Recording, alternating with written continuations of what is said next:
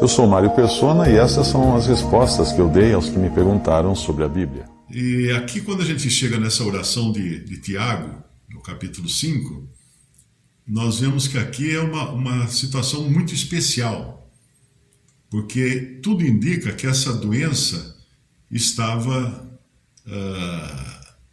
tinha a ver com pecado cometido e não confessado. Quer ver? Vamos ver a passagem, Tiago, capítulo 5, versículo 14. Está alguém entre vós doente?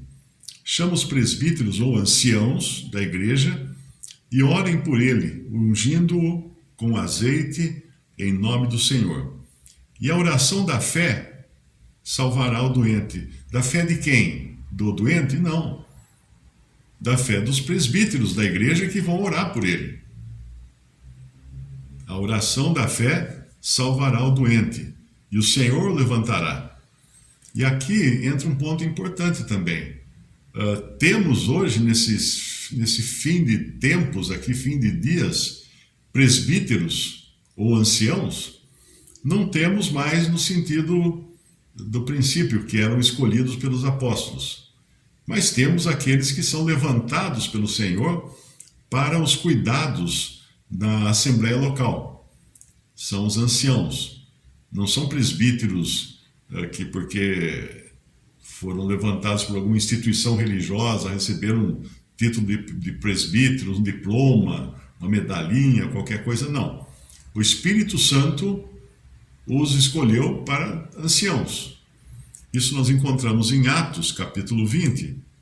Atos, capítulo 20, quando Paulo faz o seu discurso se despedindo, porque ele sabia que ia morrer, se despedindo dos anciãos, dos bispos ou presbíteros de Éfeso. Ele diz assim no versículo 28, Atos 20, 28. Olhai, pois, por vós e por todo o rebanho sobre que o Espírito Santo vos constituiu bispos. Reparou aí? Paulo está se despedindo, e Paulo tinha autoridade para levantar presbíteros ou bispos, para constituir bispos, mas ele está se despedindo. Quem iria constituir bispo depois dos apóstolos terem partido? O Espírito Santo. E por todo o rebanho sobre que o Espírito Santo vos constituiu bispos para apresentardes à igreja de Deus que ele resgatou com o seu próprio sangue, com o sangue que ele que é de sua propriedade, que é o sangue de Cristo, Então, naquele momento lá, havia esses presbíteros ou bispos que eram levantados pelos apóstolos, eram eleitos pelos apóstolos ou por seus designados, como foi o caso de Tito, que Paulo tinha deixado em Creta para eleger anciãos em Creta. Mas ele estava ali como um delegado de Paulo, como alguém com uma delegação ou com uma autorização especial do apóstolo. Então hoje nós não temos mais esses bispos ou presbíteros ou anciãos que foram designados por apóstolos, pelos apóstolos. Os apóstolos já morreram faz muito tempo. Mas nós temos aqueles que são levantados pelo Espírito Santo.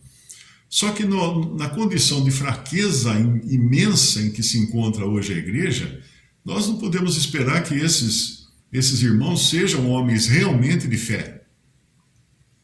Claro que eles são salvos, Mas até onde vai a fé deles? Até onde eles creem que podem orar por alguém e a pessoa ser curada? Isso é uma questão muito pessoal. E a gente não consegue entrar nessa esfera, Por isso que é muito importante entender aqui que esses presbíteros da igreja, chamem os presbíteros da igreja e orem sobre ele, ungindo com azeite em nome do Senhor. E a oração da fé de quem? Dos presbíteros da igreja. Salvará o doente, e o Senhor o levantará, e se houver cometido pecados, ser-lhe-ão perdoados. Então tem pecados aí. Se houver cometido pecados, ser-lhe-ão perdoados, porque ele vai confessar. Confessai as vossas culpas uns aos outros, e orai uns pelos outros, para que sareis. Por quê? Porque uma enfermidade pode ser também consequência de um pecado não confessado. Se você se lembra de Davi, quando ele ora a Deus, quando ele fala que confessou o seu pecado, até ali a mão do Senhor pesava sobre ele. Vamos abrir lá, acho que é Salmo 30 e alguma coisa. Salmos 32, isso, obrigado. Versículo 1. Bem-aventurado aquele cuja transgressão é perdoada e cujo pecado é coberto.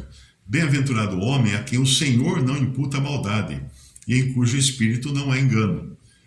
Quando eu guardei, outra versão fala, enquanto eu guardei silêncio, envelheceram os meus ossos pelo meu bramido em todo o dia, porque de dia e de noite a tua mão pesava sobre mim.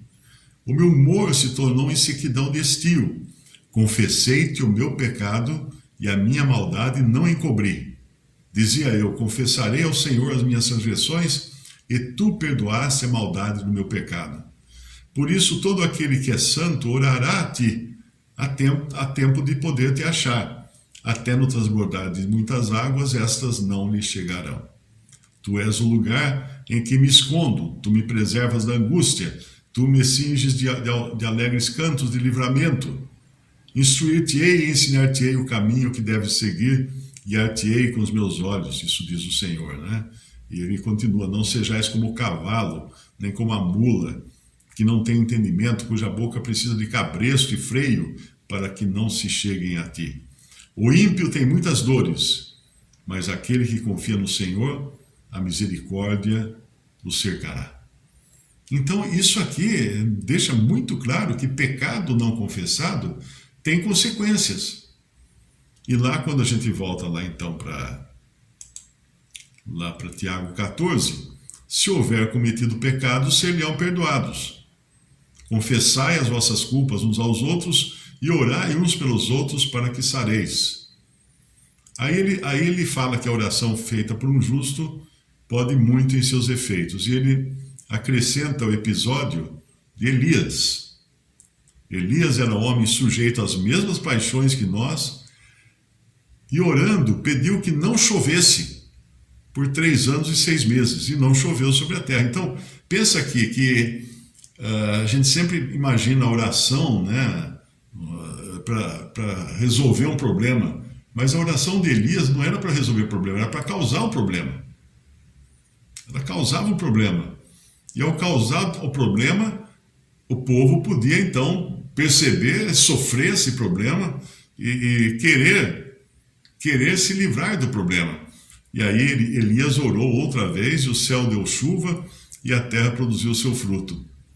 Então isso aqui demonstra que Deus pode também querer que a gente tenha algum problema para nos ensinar alguma coisa.